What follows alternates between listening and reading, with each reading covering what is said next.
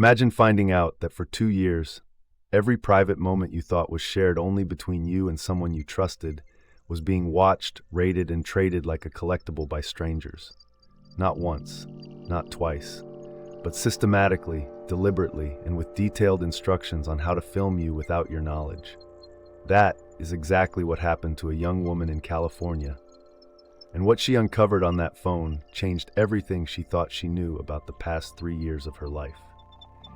This is one of the most serious legal situations we have ever covered on this channel. And if you watch nothing else today, watch this. So let's set the scene.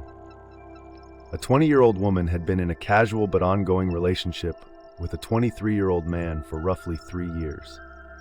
Over that time, as happens in many intimate relationships, they recorded videos and took pictures together. Private moments, consensual between the two of them, or so she believed. She had no reason to think otherwise. She trusted him. But recently, something started to feel off. She noticed small things, behavioral shifts, a gut feeling she couldn't shake. So she did what a lot of us have done when our instincts start screaming at us. She checked his phone. What she found was not just a betrayal. It was a criminal operation hiding in plain sight. For at least the last 2 years, this man had been sending every intimate video and every private picture to a male friend she had never even met.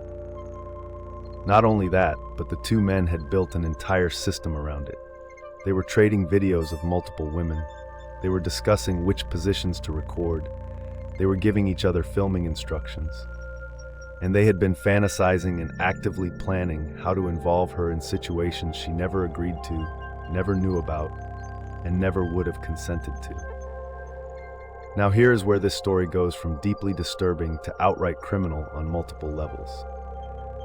When she started the hookup with this man, she was 17 years old. He was 20, and at least one of the videos he recorded and then shared with his friend was filmed when she was still a minor. Let that sink in for a moment. A video of a 17-year-old was sent to another adult man who saved it to his personal gallery and she believes may have been distributing it further to other people. She recorded the messages on his phone using her own phone to capture the screen. She packed her things and left immediately. But leaving didn't make her feel safe because she knew the videos were still out there. She knew his friend had copies. She knew this man was, in her own words, conniving enough to hide everything on a thumb drive or a hidden app, and she had no idea where to even begin. She posted her story online, unemployed, overwhelmed, and asking a simple question. Is it worth pursuing legal action? And what can she actually do? Let's talk about what actually happened here, piece by piece, because each layer of this story carries its own legal weight.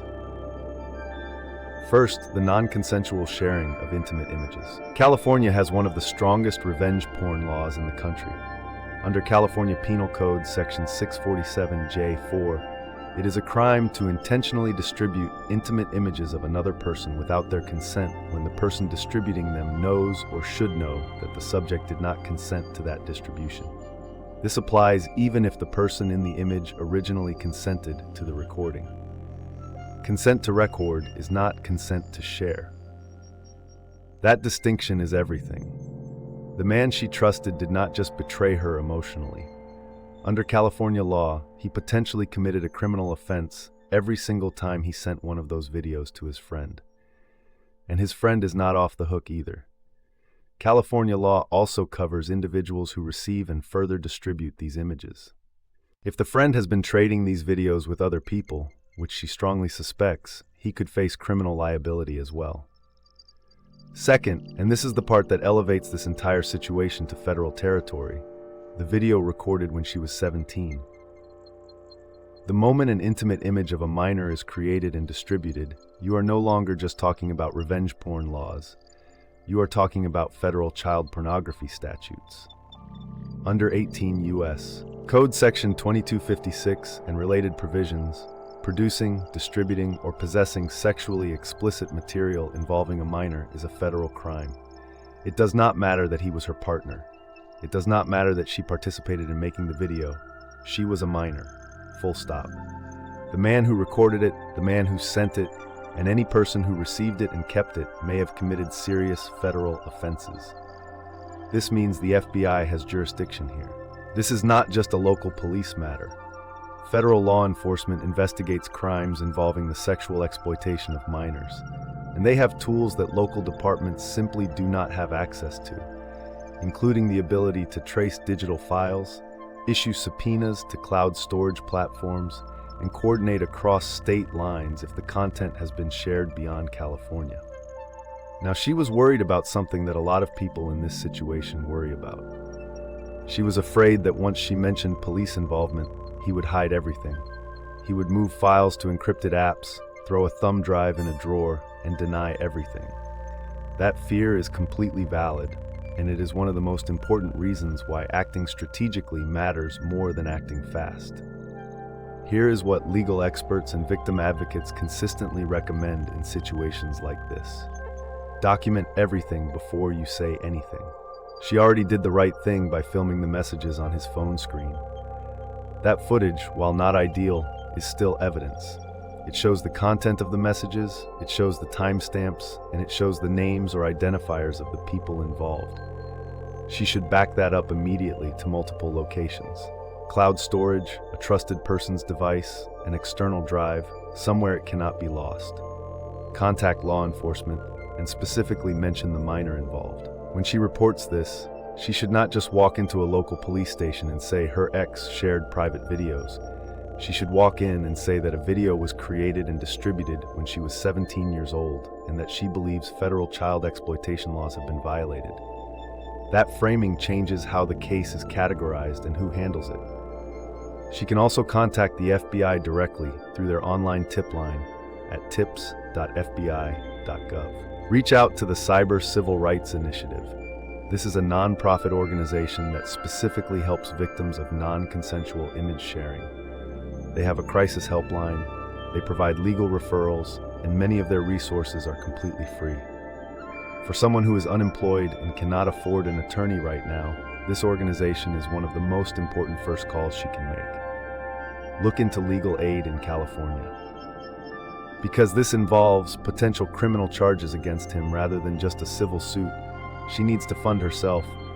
A lot of the legal action can be pursued through the criminal justice system without her paying a cent. Prosecutors take these cases. She is the victim, not the plaintiff. She does not need to hire a private attorney to have the criminal side of this pursued. As for stopping further distribution, California law allows victims to send takedown notices to platforms where content has been posted. Additionally, search engines like Google have processes for removing non-consensually shared intimate images from search results. Organizations like the Cyber Civil Rights Initiative can help her navigate those processes as well. One more thing that is worth saying clearly. The fact that she was in a consensual hookup relationship with this man does not reduce what happened to her. It does not make it gray. It does not mean she shares any responsibility. Consent to be intimate with someone is not consent to be filmed. Consent to be filmed is not consent to have that film shared. And being in a relationship with someone, however casual or long-term, does not give that person the right to broadcast your private life to strangers. What he did was a violation. What his friend did by receiving, keeping, and potentially distributing those images was a violation. And the law in California and at the federal level increasingly reflects that reality. What she can take away from this, and what anyone watching needs to understand, is that digital content does not disappear just because a relationship ends. Once something is shared, it can live forever unless you take deliberate legal steps to pursue its removal. Acting quickly matters, documenting before confronting matters, and knowing which agencies have jurisdiction matters, because this is not always just a local issue.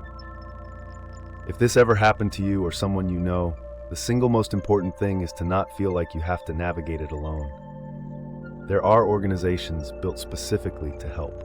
There are laws specifically written to protect you. And there are law enforcement agencies with the tools to actually track down where this content has gone.